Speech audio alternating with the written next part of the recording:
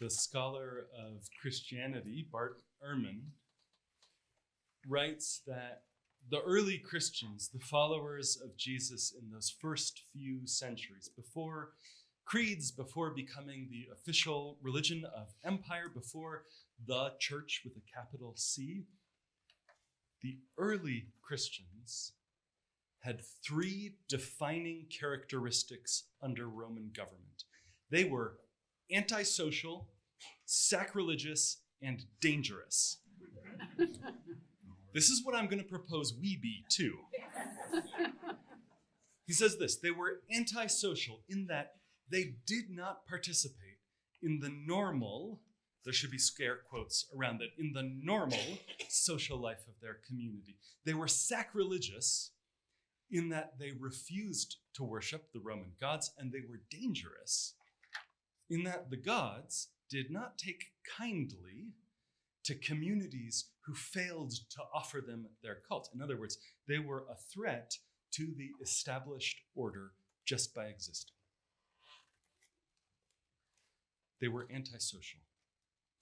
Those early Christians refused to be entertained and amused and soothed into avoidance or denial or neglect of the reality of life under empire, which in the Roman Empire, like this country now, was an explicit and implicit policy of the state that some lives count more than other lives, that citizens were more important than non-citizens, that men were more important than women, the rich more important than the poor. And the early church was antisocial because they refused to acknowledge there was any rank you could achieve higher than regular person, and we'd all already achieved it. They gathered together as this mixed multitude, Jews and Gentiles, rich and poor, citizens, immigrants, a spectrum of genders, refugees, the occupied, former prisoners, sex workers. Everyone counted, and everyone matters, and everyone was invited in.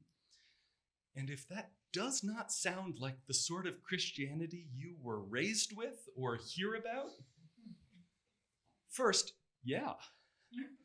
And second, I have so many citations to give you. When the early Christians took the cross as their central symbol, it was also a reminder that a man who preaches love and nonviolence can be killed whenever the state decides to kill him. It was facing the reality that power can do what it wants. Let me say that more sharply, though. The fact of the crucifixion, the central story for the early Christians on which we sort of rarely dwell, crucifixion was a standard tactic for execution. It was unremarkable. It was every day. To we modern people who use euphemisms like lethal injection when the state murders someone, we need sharper language for this. We need to make the cross and crucifixion as brutal as it would have been to them. Clarence Jordan, who tried to model his life on early Christian community, founded a multiracial farm and religious community in Southwest Georgia in 1942. In Southwest Georgia in 1942, a multiracial farm and religious community. And he did a translation of the New Testament into vernacular Georgian parlance. And he says about how he translates crucifixion, he says, there isn't any word in our vocabulary which adequately translates the Greek for crucifixion. Our crosses, he says this as a Christian, he says, our crosses are so shined, so polished, so respectable that to be impaled on one of them would seem to be a blessed experience. He says, we've emptied the term crucifixion of its original content of terrific emotion, of violence, of indignity and stigma, of defeat. And he says, explaining his translation, he says, I have translated crucifixion as lynching. Well aware this is not technically correct.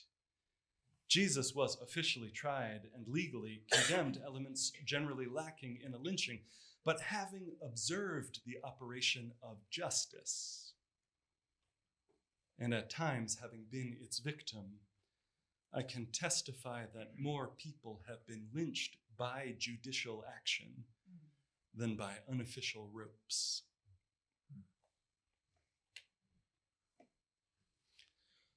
When the early Christians made the cross their symbol, it was also an unavoidable reminder of a profoundly disgusting injustice on which the whole social order of their country relied. They made it unavoidable. The cross required them to be antisocial. It required them to be maladjusted to a society which had adjusted itself to cruelty and inhumanity. They could live within that world, but they had to place themselves outside it at the same time. Taking the cross as a symbol for them was an inescapable reminder that they had committed themselves to be sacrilegious to the great gods of the status quo. Those gods that each of us worship unthinking. Emerson said, a person will worship something, have no doubt about that. We may think our tribute is paid in secret in the dark recesses of our heart, but it will come out. That which dominates our imaginations and our thoughts will determine our lives, our character. Therefore, it behooves us to be careful what we worship.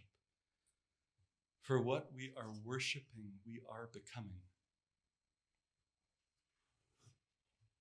Who is that pantheon of gods today? I mean, there is the God of self-righteousness, who loves your anger most of all, who tells you it's okay for you to hate. You have the right kind of hate. There's the God of self-interest who pretends to be freedom and says that if you just satisfy all of your desires, everyone will win in the process. There's some hand waving about how that works.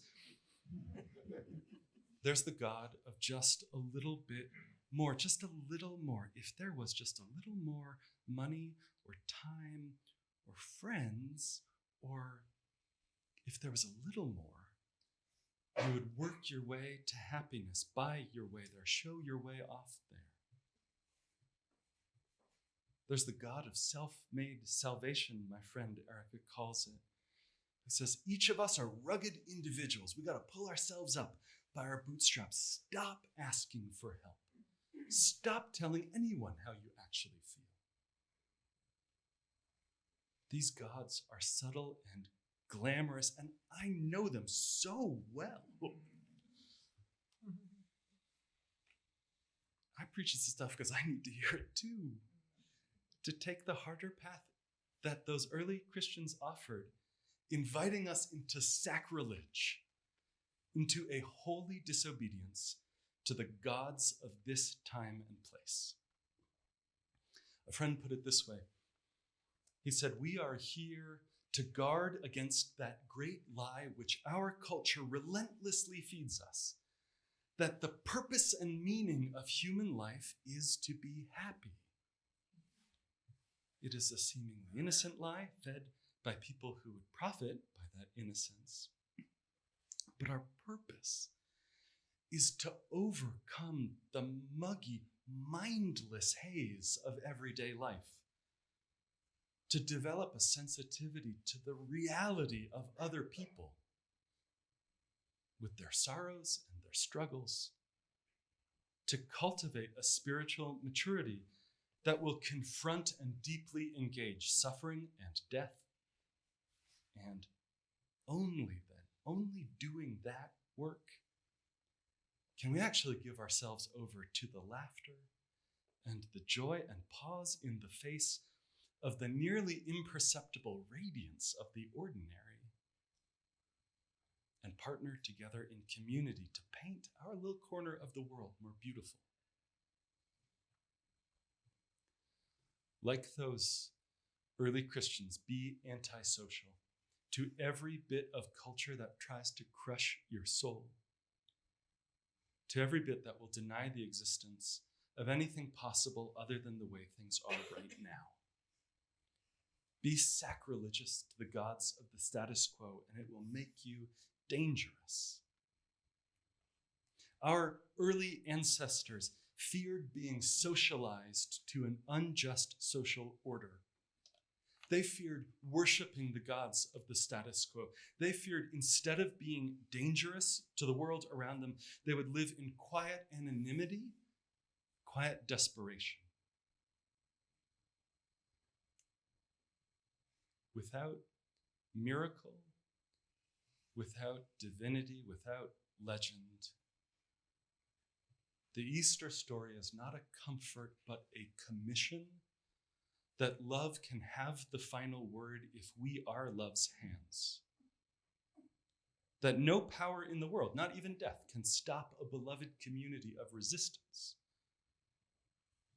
And that the only answer, the only real answer, the only one that lasts, the only answer to the inevitable reality of suffering and death and the inescapable fact of power wed to violence is an Easter small as a seed, planted in the cold, watered with tears, that brings the potential for life, for wholeness, for humanness.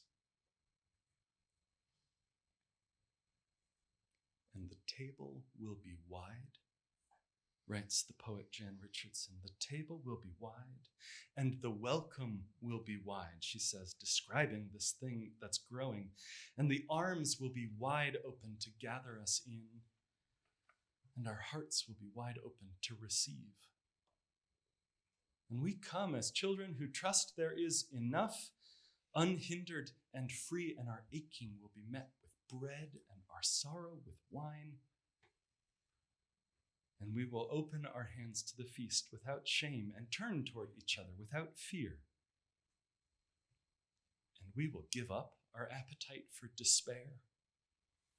And we will taste and know of delight, and we will become bread for a hungering world, and we will become drink for those who thirst. And the blessed will become the blessing, and everywhere will be the feast.